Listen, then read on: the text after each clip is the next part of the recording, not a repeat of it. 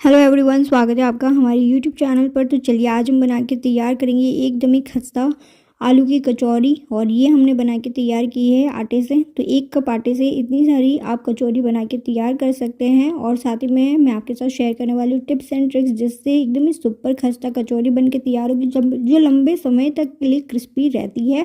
और साथ ही में बेसन की करी, जो कि कचौरी के साथ खाने में बहुत ही ज़्यादा स्वादिष्ट लगती है। और ये जो मीठी चटनी होती है वो हर तरीके के नाश्ते के साथ जो कि आप सर्व कर सकते हैं, चाहे वो खमन हो, ढोकला हो, कचौरी हो, समोसा हो। तो चलिए वीडियो शुरू करते हैं। तो सबसे पहले तो यहाँ पे मैंने 1 कटोरी के माप से ही आटा लिया है। तो आप चाहे तो माप जो है कम ज़्यादा कर लीजिएगा। मुझे जितनी कचौरी बनानी है उस हिसाब से मैंने 1 कटोरी का माप लिया है। और साथ ही में थोड़ा सा नमक डाल देंगे स्वाद अनुसार। और ये मैंने यहाँ पे जो जीरा है ना उसे अच्छे से कूट लिया था, तो वही मैंने इसके अंदर डाल दिया है। अब हम अच्छे से इसे मिक्स कर लेंगे। तो आपको जो नमक हमने इसके अंदर डाला है ना वो अच्छे से आटे के साथ मिक्स हो जाना चाहिए। फिर हम इसके अंदर डाल देंगे घी। तो जो इसका मेन इंग्रेडिएंट है ना वो घी है, जिसकी वजह से ये जो आटे की कचौरी होती है ना वो खस्ता बनती है। वरना फिर जो तेल में यदि आप बनाओगे ना तो उतनी खस्ता नहीं बनेगी और लंबे टाइम के लिए भी खस्ता नहीं रहेगी। जैसे कि बना ली है और उसके बाद तुरंत के तुरंत ही वो जो कि सॉफ्ट होना स्टार्ट हो जाती है। तो इस प्रकार से यदि आप बनाएंगे ना तो एकदम ही खस्ता रहेगी। तो मोइन हम इस प्रकार से लगाएंगे अच्छे से, जो कि आटे को ना दोनों हथेलियों के बीच में इस प्रकार से ग्रीस करेंगे, ताकि अच्छे से दाने दाने में जो कि हमारा जो मोइन है ना लग जाए। और उसके बाद हाथ में जब हम इसे मुट्ठी बंद करेंगे ना तो अच्छे से कंबाइन होना चाहिए, जैसे कि आपने वीडियो में देखा होगा। तो मैंने यहाँ पे एक छोटी सी कटोरी का जो साइज़ मैंने दिया है ना उतना ही पानी हम इसके अंदर इस्तेमाल करेंगे। हमें बिल्कुल भी ज़्यादा पानी इसके अंदर ऐड करने की ज़रूरत नहीं है। और जो आटा है ना एकदम ही अच्छे से लगा के तैयार करेंगे। तो थोड़ा थोड़ा वो करके पानी ऐड करते जाइए। जब इस प्रकार से आटा जो कि एक साथ बन जाए उसके बाद जो कि आप इस प्रकार से इसे नीड करना स्टार्ट कर दीजिए। और ये प्रोसेस आपको करना है कम से कम 10 मिनट के लिए। यदि आप इसे 10 मिनट का टाइम देते हैं ना तभी ये आटा अच्छे से लग के तैयार होगा, क्योंकि ये मैदा नहीं है। मैदे के लिए अलग प्रोसेस होता है और ये आटे के लिए आपको थोड़ा सा समय ज़्यादा चाहिए होगा। और आप देख पा रहे होंगे मैंने जो पानी का माप लिया था ना उतना ही पानी मैंने इसके अंदर इस्तेमाल किया है। और जब आप अच्छे से नीड कर लोगे ना तो आटे को इस प्रकार से स्ट्रेच करोगे ना तो इतना ज़्यादा स्ट्रेच होगा, इसके अंदर ग्लूटेन अच्छे से डेवलप हो जाता है, जिसकी वजह से कचौरी ना एकदम ही खस्ता बन के तैयार होगी। और साथ ही में जब हम कचौरी का शेप देते हैं ना तो वो बिना फटे और अच्छे से बन के तैयार होती है, उसकी जो शेप होती है ना वो। तो अब हम इसे रेस्ट के लिए छोड़ देते हैं कम से कम 20 से 25 मिनट के लिए। तब तक हम मसाला तैयार कर लेते हैं। तो यहाँ पे मैंने साबुत धनिया थोड़ा सा, जो कि मैंने इसके अंदर सौंफ लिया है, और साथ ही में जीरा, थोड़ी सी काली मिर्ची। अब देख पा रहे होंगे हाफ टी स्पून के करीब ही मैंने सारी सामग्री ली है, क्योंकि उतना ही मसाला तैयार करेंगे। और इसका मेन इंग्रेडिएंट है लौंग। यदि आपने 2 लौंग डाल दी ना इस प्रकार से किसी भी सूखे मसाले में, जिसमें आप समोसा वगैरह बनाते हैं, समोसा कचौरी, तो उसका जो स्वाद है ना दुगना हो जाता है। तो इसको मैंने 2 से 3 मिनट के लिए भून लिया था मध्यम आंच पे। और उसके बाद हम इसे जो कि दरदरा पीस लेंगे। तो हल्का से ठंडा हो चुका है, चलिए हम इसे पीस लेते हैं। तो आपको इस प्रकार से पीसना है इसका जो मसाला है ना वो। और ये जो मसाला पहले से ही बना के तैयार करके रख सकते हैं। जब भी आपको कचौरी, समोसा कुछ भी बनाने का मन करे ना तब आप इस मसाले का इस्तेमाल करके एकदम ही स्वादिष्ट से समोसे घर पे बना के तैयार कर सकते हैं। अदरक और हरी मिर्ची की भी पेस्ट मैंने पहले से तैयार करके रखी है। अब आप देख पा रहे होंगे आलू जो कि मैंने उबाल के पहले से ही रख लिए थे, ठंडे कर लिए हैं। और उसके बाद मैं इसके छिलके निकाल लेती हूँ। एकदम ही ओवर बॉयल नहीं करना है। जो आलू है ना वो एकदम परफेक्ट बॉयल होने चाहिए। और साथ ही में हम यदि आप ओवर बॉयल कर देते हो ना तो फिर उसके अंदर मॉइस्चर रह जाता है। इस प्रकार से सूखे हुए आलू होने चाहिए उबालने के बाद भी। जैसे आप कद्दूकस करें ना तो आसानी से कद्दूकस हो जाए, उस प्रकार से उतने बॉयल होने चाहिए। तो हम इसे कद्दूकस कर लेते हैं।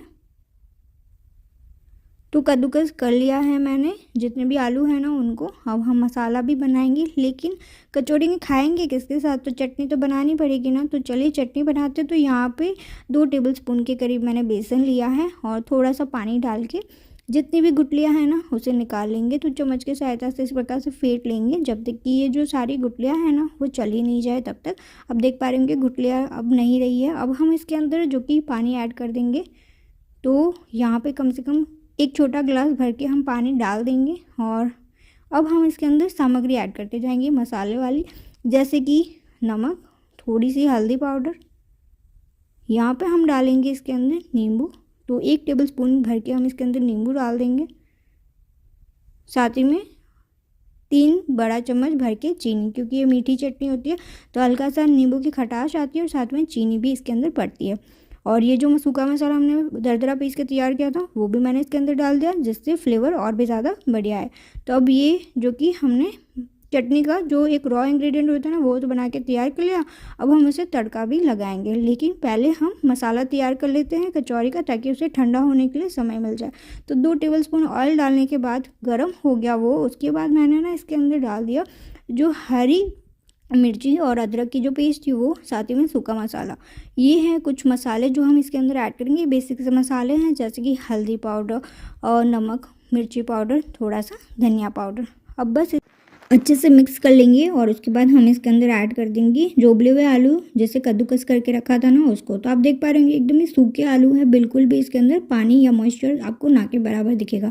अब बस हमें क्या करना है, अच्छे से मिक्स कर लेना है। अब यहाँ पे आप चाहे तो आमचूर पाउडर डाल दीजिएगा। मैंने तो यहाँ पे जो लेमन है ना वही डाल दिया है, इसमें लेमन जूस कम से कम ½ टेबलस्पून के करीब। हल्का सा खटास रहता है किसी भी इस तरीके की खस्ता कचौरी हो या समोसा हो उसके अंदर, तो उस हिसाब से मसाला अच्छे से बन के तैयार है। तो हम इसे ठंडा कर लेते हैं। चलिए अब हम बनाएंगे चटनी। तो सेम पैन में ही मैंने 2 टेबलस्पून के करीब ऑयल ले लिया है।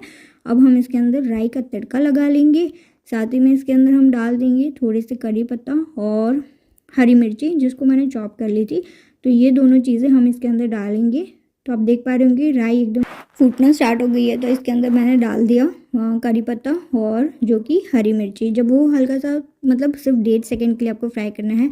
और उसके बाद हम इसके अंदर डाल देंगे जो मिक्सचर है ना, जो हमने मिश्रण तैयार करके रखा था बेसन का, वो अब हमें इसे पकाना है। और इस हिसाब से आप टेस्ट भी कर लीजिएगा, जो कि नमक यदि कम है या चीनी कम है, या आपको थोड़ा सा जो भी आपको खट्टा मीठा स्वाद चाहिए ना उस हिसाब से आप स्वाद को बैलेंस कर सकते हैं स्टेज पे। और इसको पकने में कम से कम 3 से 4 मिनट लग जाती है। बस इसकी जो कंसिस्टेंसी आपको जो कि एकदम ही परफेक्ट कंसिस्टेंसी रखनी, क्योंकि जब ये ठंडा हो जाता है तो ऑलरेडी गाढ़ा हो जाता है। तो पहले ही इसकी जो कंसिस्टेंसी ना इस प्रकार से रखिएगा कि जब ये ठंडा भी हो जाए तो इसका जो कंसिस्टेंसी है वो बना रहे।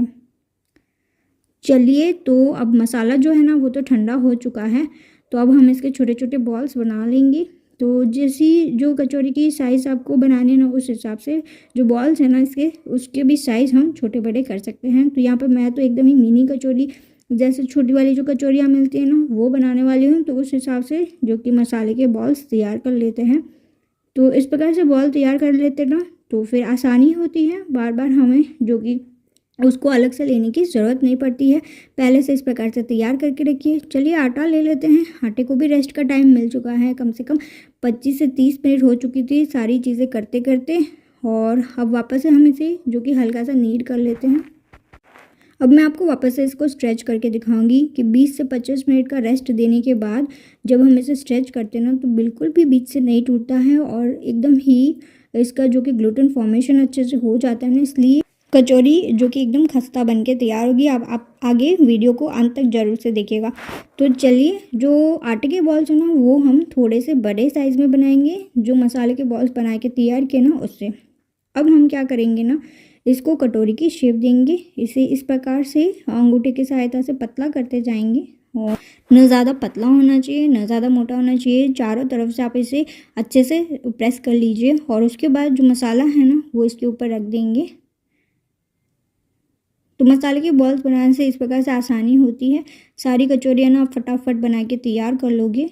तो एक बार जो है कचौरी का शेप देने के लिए आप इस प्रकार से जो कि दोनों हाथों की सहायता से एक तरफ से आपको उसको जो कि मसाले को प्रेस करते जाना है अंदर, और दूसरे हाथ की सहायता से उसके किनारे जो है ना एक साथ लेके आने हैं और एक अच्छा सा फोल्ड देना है। इस प्रकार से फोल्ड देना है कि जब हम तेल में डालें ना तो बिल्कुल भी खुलना नहीं चाहिए, अच्छे से सील हो जाना चाहिए। आप देख पा रहे होंगे मैंने इसे अच्छे से सील किया। अब जिस साइड से हमने उसे बंद किया है ना उसे हम उल्टे तरफ पे रखेंगे, यानी कि हथेली के साइड पे, और फिर हम इसे जो कि हाथों की सहायता से ही प्रेस करते जाएंगे और हल्का हल्का सा ही प्रेस करना है, जिससे क्या हो ना वो कचौरी अच्छे से फूल के तैयार हो।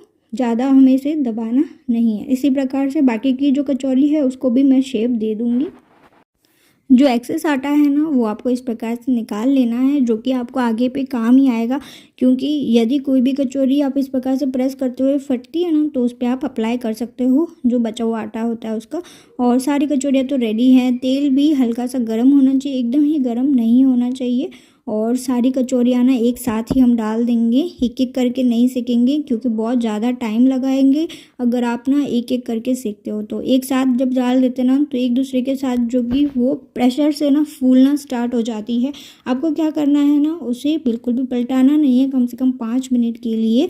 और जैसे ही वो जो कि फूलना स्टार्ट हो जाएगी ना, उसके बाद आप इसे पलटा के दोनों तरफ से अच्छे से क्रिस्प ब्राउन होने तक सेक लीजिएगा। पहले तो ये नीचे तले पे चली जाएगी, लेकिन खुद से ही ये ऊपर भी सरफेस पे आ जाएगी, तिल के ऊपर तैरना स्टार्ट कर देगी। साथ ही में जो इसका अंदर जो कि प्रेशर की वजह से क्या होता है ना, जो कचौरियाँ हैं ना वो फूलना भी स्टार्ट हो जाएगी। यदि आपने प्रोसेस अच्छे से फॉलो किया हो ना, तो एकदम ही बढ़िया मार्केट स्टाइल कचौरी आप घर पे बना के तैयार कर सकते हैं। और जैसे मैंने कहा था, 2-3 चीज़ें कुछ एक्स्ट्रा जो हमने इसके अंदर डाली है ना, उस वजह से इसका फ्लेवर और भी ज़्यादा अच्छा हो जाएगा। जैसे कि लौंग डालना बिल्कुल भी मत भूलिएगा मसाले के अंदर। और यहाँ पे आप देख पा रहे होंगे एकदम ही खस्ता कचौरी बन के तैयार हुई है। और ये आटे की कचौरी है। और हर बार यदि जो कि आपके घर में कचौरी और समोसा खाने के जो कि शौकीन है ना, तो आप इस प्रकार से आटे की कचौरी बना के उनको खिला सकते हैं। वो मैदे की कचौरी तो एकदम ही भूल जाएंगे। आप देख पा रहे होंगे, मैं इसको आपको तोड़ के भी दिखा रही हूँ कि कितनी ज़्यादा खस्ता बन के तैयार हुई। और इसकी जो लेयर्स है ना, वो भी आप देख पा रहे होंगे, जैसी मैदे में लेयर्स आती है ना, वैसी लेयर्स आई है। तो हम इसे जो कि चटनी के साथ सर्व करेंगे, मीठी चटनी और कचौरी। आगे भी मैं आपको इसे तोड़ के दिखाऊंगी। और साथ ही में इस तरीके की बहुत सारी रेसिपीज़ मैंने मेरे चैनल पे शेयर की हैं, वो भी आप ज़रूर से जाके देखिएगा। बहुत सारी स्ट्रीट फूड की रेसिपीज़ ना मैंने शेयर की है with all tips and tricks. तो आप देख पा रहे होंगे कितनी ज़्यादा बढ़िया और खस्ता बन के तैयार हुई है। और बहुत ही सारी, जैसे कि मूंग दाल की कचौरी होती है, प्याज की कचौरी, राज कचौरी इवन मैंने बना के जो चैनल के अंदर शेयर की है, आप सर्च करके देख सकते हैं। और यदि आप हमारे चैनल पर नए हैं तो ज़रूर से चैनल को सब्सक्राइब कर लीजिएगा इस तरीके की नई नई वीडियोज़ के लिए। तो यदि आप अगली बार कचौरी बनाएं तो ज़रूर से आटे की कचौरी ट्राई कीजिएगा और चाय के साथ इसका सेवन कीजिएगा, चाय और कचौरी और इस प्रकार से जो कि चटनी के साथ। और मैदे को तो बिल्कुल ही मतलब आप भूल जाएंगे यदि आपने एक बार इस तरीके की आटे की कचौरी ट्राई की तो। और इसको बनाना बहुत ही ज़्यादा आसान है, जैसे मैंने बताया था वैसे आपको बस ऑयल के बदले घी का प्रयोग करना है और अच्छे से मोइन लगाना है। मैंने मूंग दाल की जो कि मूंगलेट की रेसिपी भी शेयर की थी, जो कि खास करके as a healthy snack breakfast में आप खा सकते हैं। तो ज़रूर से देखिएगा ये वाली जो रेसिपी है ना उसको। और इसके साथ मैंने हरी चटनी सर्व की थी, जिसकी भी रेसिपी मैंने उसी वीडियो के अंदर अपलोड की है आप लोगों के साथ, तो वो भी ज़रूर से देखिएगा। एकदम ही super soft and healthy high protein का ये नाश्ता होता है। तो आशा है कि आपको ये वीडियो पसंद आया होगा। यदि आपको वीडियो पसंद आया तो do like share and subscribe. मिलते हैं नेक्स्ट वीडियो में। Thank you so much for watching.